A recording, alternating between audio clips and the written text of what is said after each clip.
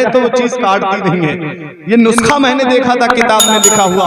इतने बड़े अल्लाह के वली खुद फरमाते हैं कि काली रात में काले पत्थर पर काली चींटी रिंगती हो और उसकी खबर अली बिन हेती को ना हो तो मेरा पित्ता पानी हो जाए। अल्लाह के वली क्या कहते हैं कि ऐसा हो ही नहीं सकता कि काली रात में काले पहाड़ पर काली चींटी रिंगती हो और अली बिन हेती को पता ना हो। इतने बड़े अल्लाह के वली गौसे पाक का कदम उठा के अपनी गर्दन पे लेते हैं। मेरे मुफ्ती आजम पुकार के कहते हैं कदम गर्दने औलिया पर है तेरा, तू है रब का ऐसा वली गौसे आजम। अल्लामा हसन पुकार के कहते हैं सरों पर जिसे लेते हैं ताज वाले, तुम्हारा कदम है वो या गौसे आजम। सुभान अल्लाह। पाक है एक अल्लाह के वली ऐसे थे जिनका नाम है हजरत अब्दुर रहमान तफसोंजी। वो अपने मुरीदों के दरमियान अचानक से बोले, लोगों मेरा मर्तबा मेरी गर्दन तमाम वलियों में ऐसे ऊंची है जैसे शुतुरमुर्ग परिंदे की गर्दन तमाम परिंदों में ऊंची है। अल्लाह। आपने शुतुरमुर्ग देखा, खेतों में जाते होंगे जिसको सियारस बोलते हैं, कितनी बड़ी गर्दन होती है उस परिंदे की। तमाम परिंदों में सबसे ऊंची गर्दन का वही परिंदा है।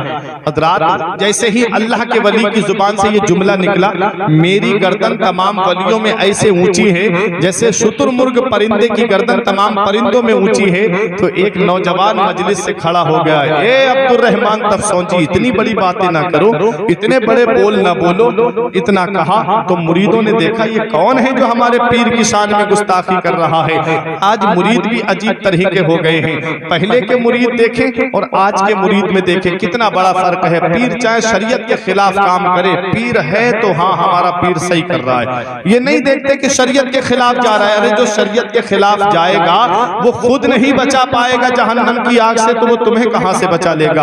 और जो शरीयत पे चलने वाला होगा, पीर मुरीदी का मतलब तो यही था कि पीर खुद शरीयत पे चले और अपने मुरीदों को भी शरीयत पे चलने का हुक्म दे। पीर का मतलब ही यही था। बैअत का मतलब ही यही होता है। बैअत बै से बना, जिसके माना आते बेच देना। किसी के हाथ में हमने अपना हाथ दे दिया, मतलब है हमने अपने आप को उसके हाथ पे बेच दिया। अब जैसा वो कहेगा वैसा हमें करना है, वैसा नहीं जैसा हम कहेंगे पीर हमारा वैसा करे, नहीं जैसा पीर हमें कहेगा वैसा हमें करना है। अब पीर देखना है हमको कि शरीयत पे चलने वाला है कि शरीयत के खिलाफ चलने वाला है। आज पीरों को देखो, एक पीर है दूसरे पीर की बुराई कर रहा है। आज लोगों ने आज सबसे ज्यादा अगर सुन्नियत को नुकसान पहुंचाया है, आज सबसे ज्यादा अगर सुन्नियों को बांटा है तो वो आज पीरों ने बांटा है। ये बात थोड़ी कड़वी जरूर है लेकिन मैं सच्चाई बता रहा हूं। सबसे ज्यादा अगर आज मुरीदों को बांटा है और लोगों को बांटा है तो वो आज जाहिल पीरों ने मुरीदों को और लोगों को बांटा है। क्यों? क्योंकि अगर एक मुरीद दूसरे पीर का है तो कहते हैं कि उससे बात मत करना, ये फला का मुरीद है, और वो कहता है कि इससे बात मत करना, ये हमारे पीर का मुरीद नहीं है। और जाकर के पीरों को भी बता देते हैं कि ये फला पीर का मुरीद है, इससे हुजूर ज्यादा कलाम ना करें। ये क्या है?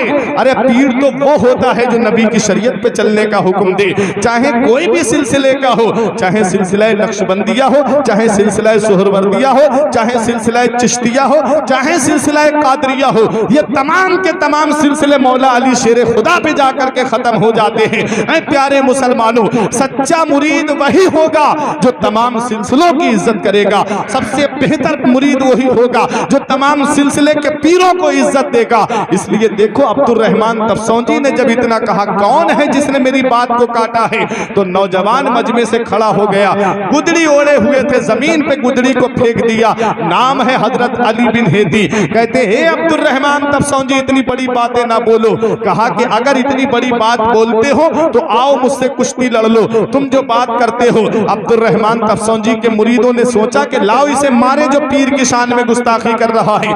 पीर ने मुरीद पे नजर डाली तो गौर से देख करके कहा ठहर जाओ, तुम इस नौजवान के मर्तबे को नहीं जानते, तुम इस नौजवान की शान को नहीं जानते, तुम इस नौजवान के मकाम को नहीं पहचानते। इसके जिस्म पर कोई भी बाल ऐसा नहीं है जो अल्लाह की तस्बीह न पढ़ रहा हो, जो अल्लाह का जिक्र न कर रहा हो।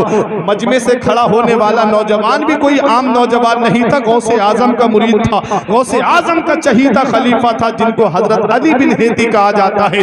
अब्दुर रहमान तफसोंजी बोले किसके मुरीद हो? कहा मेरे पीर का नाम कुतबे रब्बानी, महबूबे सुबहानी, शहबाज लामकानी, पीरे लासानी, हुजूर सैयदना शेख अब्दुल कादिर जीलानी गौसे आजम दस्तगीर है। कहा कौन गौसे आजम है?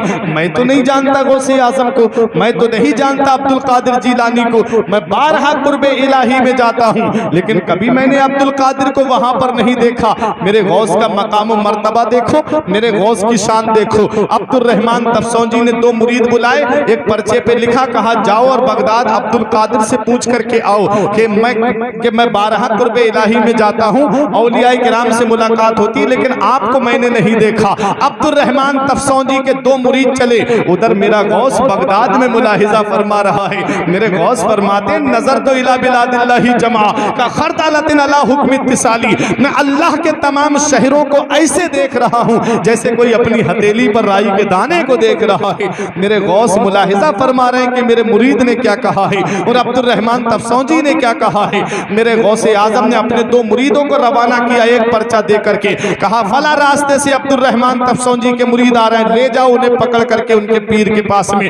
गौसे आजम के मुरीद आए, उन दोनों को लेकर के गए, चलो तुम्हारे सवाल का जवाब लेके हम आ गए हैं। अब्दुल रहमान तफसौजी हजरत अली बिन हेदी से कहते हैं, अरे फकीर तुमने जो गुदड़ी उतार दी है इसे ओढ़ लो। आपने फरमाया एक बार मैं गुदड़ी जिस्म से उतार देता हूँ, दोबारा नहीं पहनता।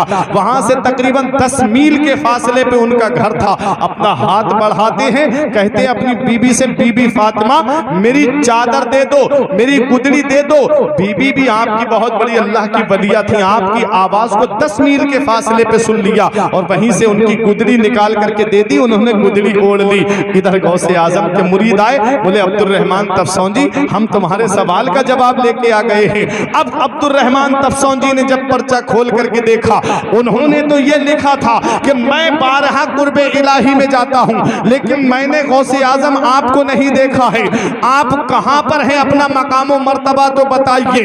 अब मेरे गौस का जवाब सुनो। मेरे गौसे आजम फरमाते हैं, अरे तुम जाते हो, एक है सहन, एक है अंदर कमरा और एक है खास कमरा, तो तुम्हारा जो मकाम है वो आंगन वाला है, सहन वाला है और मैं राजदारों के कमरे वाला हूं।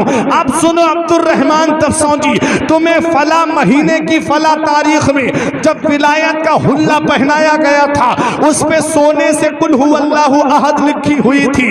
वो जुब्बा, वो हुल्ला जो तुम्हें दिया गया था, जिसने तुम्हें अपने हाथों से हुल्ला पहनाया था, उसके चेहरे पे नकाब पड़ी हुई थी। बोले हाँ पड़ी हुई थी। फरमाया ए अब्दुल रहमान तफसौजी, फला महीने की फला तारीख को तुम्हारा मर्तबा बुलंद किया गया था, तुम्हारा दर्जा बुलंद किया गया था। उसकी सनद जिसके हाथों से तुम्हें दी गई थी, उसके चेहरे पे नकाब पड़ी हुई थी। अगर उस दिन अपने उसके चेहरे से नकाब उठा करके देख लेते तो इतनी बड़ी बातें ना करते। अरे जिसके हाथों से तुम्हें विलायत मिली है वो बगदाद का गौसे आजम मैं ही तो हूँ, वो अब्दुल कादिर जीलानी मैं ही तो हूँ। जब अब्दुल रहमान तफसौजी ने इतना देखा तो बगदाद की तरफ रुख करके अपनी गर्दन को झुका के कहते हैं, ऐ मेरे शेख गौसे आजम, मैं आपके मर्तबे को जान गया, मैं आपकी शान को जान गया, मैं आपके मकाम और मर्तबे को पहचान गया। बड़े बड़े औलियाए किराम जिस गौस की बारगाह में अपनी गर्दन को झुका रहे हैं और गौसे आजम के कदम को अपनी गर्दन पे ले रहे हैं, बरेली का इमाम बरेली से पुकार के कहता है, सर भला क्या कोई जाने के है कैसा तेरा, सर भला क्या कोई जाने के है कैसा तेरा, औलिया मलते हैं आंखें वो है तलवा तेरा। वाह वाह वाह, सुभान अल्लाह, माशाअल्लाह।